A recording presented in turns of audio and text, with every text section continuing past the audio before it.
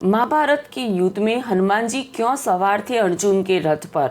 दोस्तों, यह बात बहुत कम लोग जानते हैं। आज हम इस वीडियो में आपको इस रोचक कथा को बताएंगे। महाभारत के उस काल में जब युद्ध के मैदान में योद्धा अपने अपने रथों पर सवार होकर युद्ध करते थे, तब योद्धाओं के साथ साथ रथ और रथ के घोड़ों को भी इतनी ही चोट पहुंचती थी जितनी योद्धा को। वह भी दौड़ नहीं पाते थे।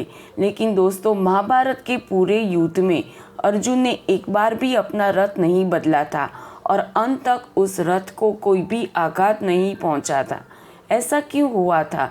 चलिए इसका कारण आपको बताते हैं। दोस्तों, जब महाभारत के युद्ध में धृतराष्ट्र के सभी पुत्र महाबली भीमसेन के हाथों मारे गए थे, तब श्री कृष्ण सहित सभी पांडवों को बड़ी प्रसन्नता हुई। वे अपने अपने हाथ उछाल उछाल कर सिंहनाद करने लगे थे। किसी ने धनुष टंकार की तो कोई शंख बजाने लगा था, कई तो हंसने और कूदने लगे थे। सभी लोग भीमसेन से बारंबार यूँ कह रहे थे, आपने गदा युद्ध में दुर्योधन को मारकर बहुत बड़ा पराक्रम कर दिखाया है। उस समय श्री कृष्ण ने सभी से कहा था कि मरे हुए शत्रु को अपनी कठोर बातों से फिर मारना उचित नहीं है। आप सब लोग रथों पर बैठो और छावनी में चलो। श्री कृष्ण की बात सुनकर सब अपने अपने शंख बजाते हुए शिविर की ओर चल पड़े थे। सबसे आगे पांडव थे, उनके पीछे सात्यकी, धृष्टद्युम्न, शिखंडी, द्रौपदी के पुत्र तथा दूसरे धनुर्धर योद्धा चल रहे थे। सब लोग पहले दुर्योधन की छावनी में गए, जो राजा के ना होने से तेजहीन दिखाई दे रही थी। वहाँ कुछ बूढ़े मंत्री और कुछ लोग बैठे हुए थे। बाकी लोग रानियों के साथ राजधानी चले गए थे। पांडवों के पहुंचने पर उनकी सेवा में दुर्योधन के सेवक हाथ जोड़े उपस्थित हुए। पांडव भी दुर्योधन की छावनी में जाकर अपने अपने रथों से उतर गए।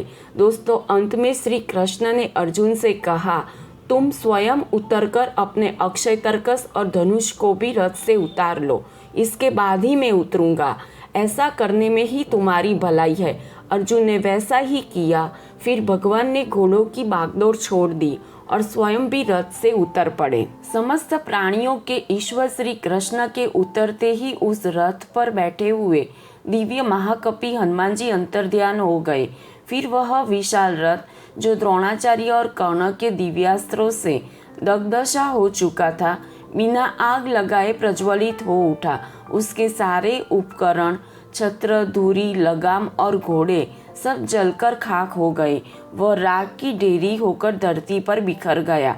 यह देख पांडवों को बड़ा आश्चर्य हुआ। अर्जुन ने हाथ जोड़कर भगवान के चरणों में प्रणाम करके पूछा, गोविंद, यह क्या आश्चर्यजनक घटना हो गई? एकाएक रथ क्यों जलकर भस्मीभूत हो गया? यदि मेरे सुनने योग्य हो तो उसका कारण बताइए। श्री कृष्ण ने कहा, लड़ाई में कई प्रकार के अस्त्रों के आघात होते हैं और मुझे भी इस बात का अंदेशा था। इसीलिए मैंने विनती करके हनुमान जी को सूक्ष्म रूप धारण कर रथ की ध्वजा पर विराजमान होने को कहा था। अब तुम जान लो, ये रथ तो पहले ही जल चुका था।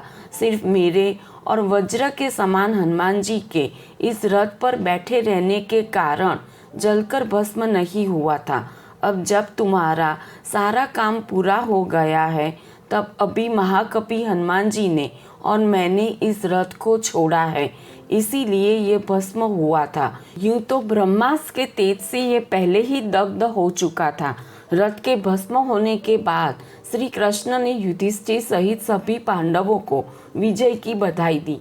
तो इस प्रकार श्री कृष्ण के कारण हनुमान जी अर्जुन के रथ पर विराजित थे। दोस्तों, ऐसी रोचक थी महाभारत युद्ध काल की यह घटना। कैसी लगी आपको ये कथा?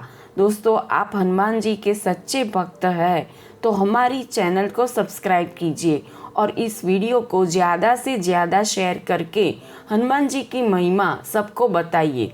धन्यवाद।